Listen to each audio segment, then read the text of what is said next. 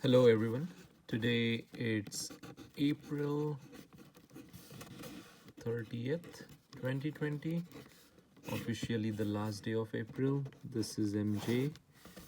Um, Now this is continuation of the Unix command video. So let me quickly recap what are the commands that we have seen so far. So we started off, let me adjust a few things here.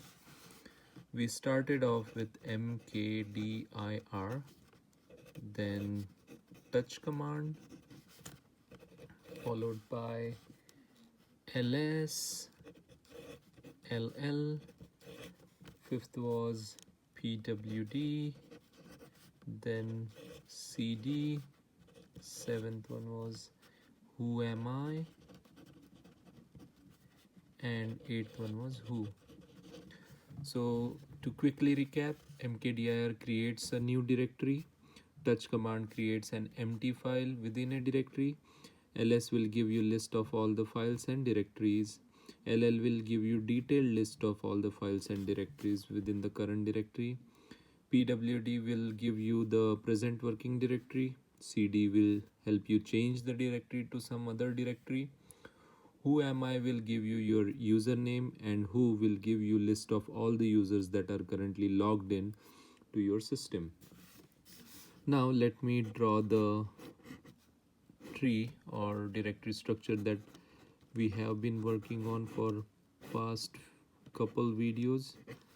USR will have MJ, which will have sample.txt, and I'll complete the tree like this. Now in this video we are going to see three commands. Number 9 is vi command. So command vi opens up a new window or sort of a new window in a terminal window, and it's called as vi editor. It is used for creating new file in edit mode. That means you can simultaneously create a file and edit the content of that file, or open existing file in edit mode. So that means if the file which is sample.txt already exists, then you can use vi command to actually write some content to it. So let me so if you remember, in our second video of the commands we used touch, or the first video of the command we used touch command to create a sample.txt, or it was called as abc.txt. So logically it doesn't have any content in it. So if I do, let's say if I print the content of it with a cat command, which we will see in coming videos, it won't give me any output. It will just not print any content because it doesn't have that content. So if the next command that I run is sample.txt, and if I hit enter, then the terminal window will be transformed into a different kind of window, and it will give you many options at the bottom of the page. So what you have to press is, you have to press I first before writing anything. So I is called insert mode or edit mode.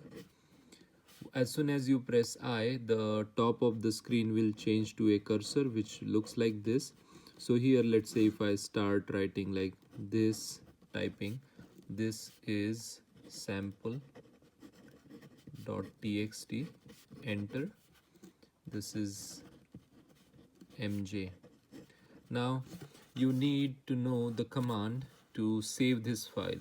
So in order to save this file, you have to press escape, then semicolon, then W, then Q, and then hit enter. Escape tells you to exit the insert mode. Let me fix this S. and go to the command mode, and then colon WQ stands for you should write it and save the file.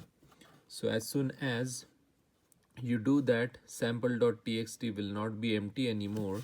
And if after this you run cat command, again we will see this in detail in the coming videos, you will get output like this is sample.txt,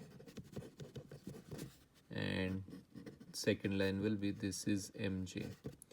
So this tells you that vi command ran successfully, and you sort of confirmed it did so, like that. So hopefully I was able to explain vi command properly. Now the next command that we want to see is cat command, right, which I think we have already seen. So cat command is used to print the content of the, I don't want to say text, but I will write text or readable file. So it can be a text file, it can be a CSV file, any file that you can read with a normal terminal window. So the syntax is you have to type cat, then give space, and then say the complete path or relative path of the file. As soon as you do that, it gives you all the content of that file. Now here I use the relative path. If I want to use absolute path, I will say /usr/mj/sample.txt, and it will give me the same output that you see here. Okay, now you can pass multiple files, or you can pass same file twice, and so there is a space here, usr mj sample.txt. So the output of this command will be like this. This is sample.txt, this is mj, this is sample.txt, this is mj. So you see, since there are two files, one is both are the same file but separated by a space, Unix thinks these are two different instances, so that's why they execute it separately, and then they append the output like this. So there is no way you can distinguish whether this line belongs to this file if you look at it with naked eyes, right? Now we are, we are working with only two lines, so this belongs to sample.txt, and these two lines belong to this sample.txt. But if there was a case that sample.txt contain 100,000 records, then you won't be able to figure out where the actual line cuts off and where the new line begins. So I think I was able to explain it correctly. To recap, we saw two commands. One is vi command, which helps you edit the existing file or create a new file by writing some content to it. And second one is cat command, which helps you print the content of existing file.